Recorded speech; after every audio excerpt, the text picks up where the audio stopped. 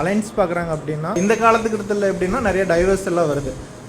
இப்போ என்னென்னா mostly miss understanding, ரெண்டு பேர்த்துக்கு மேட்ச் ஆகாமல் இது கல்யாணம் பண்ணிக்கிறாங்க. இப்போ இந்த காலத்தில் எப்படின்னா முதலே பேசி பார்க்குறாங்க, பிடிச்சிருந்தா அதுக்கப்புறம் பண்ணுறாங்க. பட் என்னோட ஃப்ரெண்டுகிட்டே கேட்டப்போ நீ அப்படி ட்ரை பண்ணாங்கிறப்ப இல்லை நாங்கள் இங்கே இதில் எல்லாம் அலோவ் பண்ண மாட்டாங்க, பேச முடியாது. அது எதனால் அப்படிங்கிறத நான் தெரிஞ்சு விரும்புகிறேன். ஏன் முன்னாடியே பேசி புரிஞ்சுக்கிட்ட, ஏன்னா இந்த மாதிரி இதெல்லாம் தவிர்த்துருக்கலாம்ல மிஸ் அண்டர்ஸ்டாண்டிங். எங்கள் இதுலேயுமே பேச விடுறது இல்லை, இப்போ முன்ன மாதிரி இல்லை. பட்டு இப்போ இருக்க படித்து முன்னாடி வந்த பெண்கள்லாம் வந்து அதை வாலண்டியராக விரும்புகிறாங்க. முதல்ல நம்ம ஃப்யூச்சரில் வர்றதை வந்து இப்போ பேசி இது பண்ணிக்கலாம், நான் இந்த மாதிரி தான், எனக்கு நீ செட் ஆகவே மாட்டே அப்படின்னு இது பண்ணிக்கலாம். அந்த இது எல்லாமே லவ் பண்ணி கல்யாணம் பண்ணுற ஒரு ஸ்டேஜ் இன்னைக்கு காலத்துக்கு நம்ம வந்திருக்கிறோம். ஆனால் முஸ்லீம் பசங்க வந்து பெரும்பாலும் அந்த காதலிக்க மாட்டேன்ற மாதிரி சொல்கிறாங்க. ஒரு அண்டர்ஸ்டாண்டிங் வந்து கல்யாணத்துக்கு முன்னாடி நம்ம பேசி இருந்தோம்னாக்கா அது ஒரு நல்ல ஒரு நிலையாக இருக்கும். பெண்கள் இன்று அதை விரும்பக்கூடியவங்களாகவும் இருக்கிறாங்க. அதை ஏன் நீங்கள் தடுத்து வச்சிருக்கிறீங்க அப்படின்ற மாதிரியான ஒரு கேள்வி வந்து கேட்டிருக்கிறாங்க. பொதுவாக இன்னைக்கு எப்படி ஆயிடுச்சுன்னா, இந்த காதல் இருக்குல்ல, இது வந்து ஏதோ ஒரு நல்லது மாதிரி உருவாக்கி வச்சுட்டாங்க. இது நல்லது கிடையாது. காதலிச்சாதான் அது வந்து நல்லதுன்ற மாதிரியான ஒரு தோற்றம் இன்னைக்கு சமூகத்தில் உருவாக்கப்பட்டிருக்கு. யார் மூலமாக உருவாக்கப்பட்டிருக்கிறது என்று சொன்னால், சினிமா மூலமாக, திரையரங்குகள் மூலமாக, படங்கள் மூலமாக ஒரு விதைய மக்களுக்கு தூவிட்டாங்க. காதலிக்கணும், புரிஞ்சிக்கணும், புரிஞ்சுக்கிட்டு வாழ்றதுதான் காதல். காதலிக்கலைன்னா நீ அப்படி இல்லை, யாரா இருந்தாலும் அவனுக்காக இப்படி வாழணும், அவன் பொறுக்கியா இருக்கலாம், ரவுடியா இருக்கலாம், அப்படி இருந்தா கூட நீ காதலிச்சு வாழணுன்ற மாதிரியான ஒரு நிலையை இன்னைக்கு திரைப்படங்கள் உருவாக்கி விட்டது. அது எப்படின்னா பெரிய புனிதமான காதல் அப்படின்ற மாதிரியெல்லாம், அதாவது ரொம்ப ஒரு அருவருக்கத்தக்க ஒரு விஷயத்தை புனிதமானதாக மாற்றுகிறார். பொதுவாக ஒரு ஆண் பெண் இருக்கிறார். இப்போ நமக்கு முன்னாடி தாய் தந்தைகள் இருந்திருக்கிறாங்க, நமக்கு முன்னோர்கள் வாழ்ந்திருக்கிறாங்க. காதலிக்கலாம் இல்லை, பெரியவங்க தான் பார்த்து திருமணம் பண்ணி வச்சாங்க. அதற்கு பிறகுதான் திருமணம் நடந்தது. இன்று வரைக்கும் பல ஊர்களில் அவர்கள் சந்தோஷமாக வாழக்கூடிய காட்சியை பார்க்கும். அதாவது இந்த தேர்ந்தெடுக்கிற வயசு இருக்குல்ல, இது எல்லாவற்றையும் அறிந்த வயசுன்னு அவங்க நினைக்கிறாங்க. அதுதான் தப்பு. ஒரு பொண்ணு ஒரு 16, 17, 18 வயசுல உலகத்தில் உள்ள எல்லா இடத்துக்கும் தெரியுமா? உங்களுக்கு நல்லது எது தெரியுமா, கெட்டது எதுன்னு தெரியுமா, வாழ்க்கைனா என்ன தெரியுமா, வாழ்க்கையுடைய யதார்த்தம் தெரியுமா, உலக நடப்பு தெரியுமா, ஒரு சூதுவாது தெரியுமா, வாழ்க்கையில் உள்ள பிரச்சனைகள் தெரியுமா? ஒண்ணுமே தெரியாது. நம்ம நினைக்கிறோம் அவங்க சூஸ் பண்றாங்க, எல்லாமே அவங்களுக்கு தெரியாது. ஒரு கல்லூரியில வந்து ஒரு காவல்துறை அதிகாரி பேசுறாரு.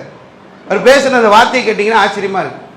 ஒரு பெண் ஒருத்தனை காதலிக்கிறாங்க.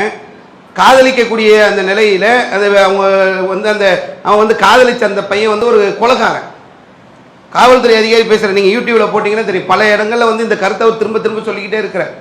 பெண்களை பொறுத்தவரையிலும் அந்த ஒரு தவறான ஒரு முடிவு எடுத்துருவாங்க அந்த வயசுல. அது எது சரி எது தப்பு, பின்னாடி இருக்கக்கூடிய வாழ்க்கை எல்லாவற்றையும் அனலைஸ் பண்ணக்கூடிய பக்குவம் உங்களுக்கு கிடையாதுன்றதுக்கு ஒரு அழகிய உதாரணம். என்ன பண்றாருன்னா, அவங்க தந்தை என்ன பண்றாரு, அந்த அம்மாவுக்கு ஆட்டோவை வந்து கல்லூரிக்கு போறதுக்கு ஆட்டோ புக் பண்றாரு. ஆட்டோக்காரங்கிட்ட நேரடியாக போன்ல பேசக்கூடாது, SMS தான். SMS வழியாகத்தான் தொடர்பு கொள்ள வேண்டும் என்று ரொம்ப ஸ்ட்ரிக்டா இருந்திருக்கிறார். அதுக்கப்புறம் அந்த அம்மாவுக்கு போன் மூலம், ஆட்டோக்காரர்கிட்ட காதல் இல்லை, வேற ஒருத்தன் வந்து அந்த அம்மாவை வந்து காதலிச்சு காதல் வலையில விழ வச்சுட்டான். இவங்க பழகுறாங்க, காதலிக்கிறாங்க. யாருன்றதை அந்த அம்மாவால கணிக்க முடியலன்றதுக்காக நான் சொல்றேன். அந்த அம்மா காதலிக்கிறாங்க, அவங்க சில தகவல்களை கேட்கறான். அந்த தகவல்களை எல்லாம் அந்த அம்மா அந்த பையனுக்கு சொல்றாங்க. அதற்கு பிறகு இந்த அம்மா யாரை பற்றிய தகவல் அந்த பையனுக்கு சொன்னாங்களோ அவர் கொலை செய்யப்பட்டிருக்கிறார். இது எல்லாம் தெரிஞ்சதுக்கு அப்புறம் காவல்துறை அதிகாரிகள் அந்த பெண்ணை அந்த பெற்றோரை எல்லாம் அழைச்சி பேசும்போது அந்த பெற்றோர்கள் சொன்னது, என் மக அப்படி கிடையாது, எல்லாரும் எப்படி நினைக்கிறாங்களோ அப்படிதான் அந்த பெற்றோர்களும் நினைச்சிருக்காங்க, என் பொண்ணு அப்படி கிடையாது அப்படின்னு சொல்லி பேசியிருக்கிறாங்க. அதுக்கப்புறம் காவல்துறை அதிகாரிகள் எல்லா போன் ரெக்கார்டு, எல்லா தகவல், எல்லா டேட்டாவையும் தூக்கி போடுறாங்க. தேவை என்னன்னா, இந்த பொண்ணு வந்து அப்ரூவராக மாறணும். அப்ரூவராக மாறினாங்கன்னா இந்த தகவல்களை வச்சு நாங்கள் இது மாதிரியான நடவடிக்கை எடுக்க முடியும். அப்பதான் இந்த பெண்ணை நாங்கள் காப்பாற்ற முடியும் என்று சொன்னால், அந்த பெண் சொல்கிறார்கள், மணந்தால் மகாதேவன் இல்லைன்னா மரணதேவன். இந்த டைலாக் சினிமாவை பார்த்துட்டு என்னவா, நான் அவன் தான் எனக்கு எல்லாம், அவன் தான் உலகம், அவனை போய் நான் எப்படி காட்டி தருவேன்? கொலைகார பையன், அவனை காட்டி தர மாட்டேன்றாங்க அந்த அம்மா. அதுக்கப்புறம் பிரச்சனையெல்லாம் முடிஞ்சு இப்ப அந்த அம்மா ஜெயிலில் இருக்கிறாங்க. புழல்ல 8 ஆண்டு சிறை தண்டனையை பெற்றுக்கொண்டு இருக்கிறாங்க. கல்லூரி படிக்கக்கூடிய பெண். அப்போ ஒரு பெண்ணுக்கு அந்த பருவ வயதிலே எல்லாவற்றையும் முடிவெடுக்கக்கூடிய நிலை இல்லை. யதார்த்தம் என்னன்னா, பொதுவாக குடும்பத்தில் பெண்களை வளர்க்கும் போது ஆண்களை ஒரு மாதிரி வளர்ப்பாங்க, பெண்களை ஒரு மாதிரி வளர்ப்பாங்க. அது குடும்பத்தில் உள்ள பிரச்சனை தான், தப்பு தான். நம்ம அதை சரின்னு சொல்ல வரல. பெண்களை எப்படி வளர்ப்பாங்கன்னா, அடுத்த வீட்டுக்கு போற பிள்ளை குனிஞ்சு நிமிந்து வேலை பாருன்னு வாங்க. ஆம்பளை பிள்ளைய ராஜா மாதிரி வளர்ப்பாங்க. அப்ப இப்படி வீட்டுல பெண்ணை திட்டி திட்டி வளர்க்கும் போது ஒருத்த வருவானா, அவன் அன்பா பேசின உடனே அவன் வந்து இவன் இந்த அம்மாவுக்கு பெரிய ஒரு ஹீரோவா தெரிய ஆரம்பிச்சிடான். இதுதான் யதார்த்தம். வீட்டுல எப்ப பாரு சதா அடுத்த வீட்டுக்கு போற பொண்ணு அடுத்த வீட்டுக்கு போற பொண்ணுன்னு திட்டிக்கிட்டே இருப்பாங்க. அவன் வந்து ரொம்ப ஆதரவா அன்பா பேசுவான். எப்படி பேசுவான்? உடம்பு சரியில்லை உடனே நம்ம என்ன சுண்டு சுண்டு படுக்கிறேன்னு அவன் என்ன சொல்லுவான், வா நம்ம அங்க போவோமா, வேலைச்சேரியில் ஒரு டாக்டர் இருக்காரு, அங்க போயிருவான், ஒரு ஸ்பெஷலிஸ்ட், அவரு தான் சென்னையில சீப், அவர் தான் பெஸ்ட் அப்படின்னு சொல்லி அங்க அழைச்சிட்டு போறான் வாங்குவான். இது அந்த அம்மாவுக்கு வந்து ரொம்ப ஆறுதலாகி ஒரு முடிவு எடுத்துருவாங்க. இது எதுக்கு நான் சொல்றேன்னா, யதார்த்தத்தை அவர்களால் புரிந்து கொள்ள முடியாது. நாங்க நிறைய குடும்ப பஞ்சாயத்துகளே பார்க்கிறோம். குடும்பத்துல பிரச்சனைகள்லாம் வரும், அதையெல்லாம் நாங்க பார்க்க ஆரம்ப காலங்களில் நாங்க என்ன பண்ணோம்னா, இந்த காதலிச்சுட்டு வருவாங்க, இந்த மைனர்ல இருந்து மேஜர் ஆயிட்டாங்கன்னா அவங்க வந்து எங்க ஜமாத்தை அணுகுவாங்க. அணுகுனதுக்கு அப்புறம் நாங்க என்ன பண்ணுவோம்னா, எங்களுக்கு ஒரு நெறிமுறைகளை வச்சிருக்கிறோம். வந்தவொடனே கல்யாணம் பண்ணி வைக்க மாட்டோம், குடும்பத்தார் அழைச்சிடுவோம். அதனாலே எங்ககிட்ட யாரும் வர்றது இல்லை. ஆணா இருந்தாலும் சரி பெண்ணா இருந்தாலும் சரி வந்துட்டாங்கன்னா முதல்ல என்ன பண்ணுவோம்னா குடும்பத்தார் அழைப்போம். லவ் பண்ணி வந்திருக்கிறாங்கம்மா, 2 பேரும் மேஜரு, இங்க இருந்து அவங்க அடுத்து எங்கே ஒரு ஸ்டேஷன்ல போனாலும் ஒரு ரிஜிஸ்டர் ஆபீஸ்ல போனாலும் அவங்க திருமணம் பண்ணுவாங்க, நீங்க வாங்க உங்களால முடிஞ்சா பேசி அழைச்சிட்டு போங்க அப்படின்னு சொல்லி அழைப்போம். வருவாங்க, பேசுவாங்க, கெஞ்சுவாங்க, மாமா போயிடலாம். இல்லை இல்லை நான் வரமாட்டேன், அவங்க கூட தான் இருப்பேன், தான் வாழ்க்கை, இவ்வளோ நாள் உன்னை வளர்த்தேன், உனக்கு தேவையான இதெல்லாம் பார்த்து பார்த்து செஞ்சேன், எல்லாம் செய்வேன், வாமான்னா இல்லை வரமாட்டேன்னு போயிடுவாங்க. கல்யாணம் பண்ணிட்டு போயிடுவாங்களா? கல்யாணம் பண்ணி போகிறது மட்டும்தான் நம்ம பார்க்குறோம். 5 ஆண்டுகளுக்கு பிறகு அந்த குடும்பத்தில் நடக்கக்கூடிய சண்டை சச்சரவுக்கு நம்ம யாருக்குமே தெரியறதில்லை. நிறைய அந்த பஞ்சாயத்து எங்ககிட்ட வருவாங்க, அன்றைக்கி வந்தோம், இந்த மாதிரி ஆயிடுச்சு, இன்னைக்கு அவன் வந்து என்னை இவ்வளோ கொடுமைப்படுத்துகிறான், அன்றைக்கி எதுனாலும் ஒரு நிமிஷத்துக்கு ஒரு தடவை ஃபோன் அடித்தவன் இன்னைக்கு இது யதார்த்தம். நீங்கள் அந்த காதல் இதெல்லாம் எடுத்தீங்கன்னா நிறைய இன்னைக்கு மீம்ஸ்லாம் போட்டுட்ருக்கான். காதல்னாலே இப்படி தான் இருக்கும், ஆரம்பத்தில் இப்படி இருக்கும், 5 வருஷம் கழிச்சு இப்படி இருக்கும்.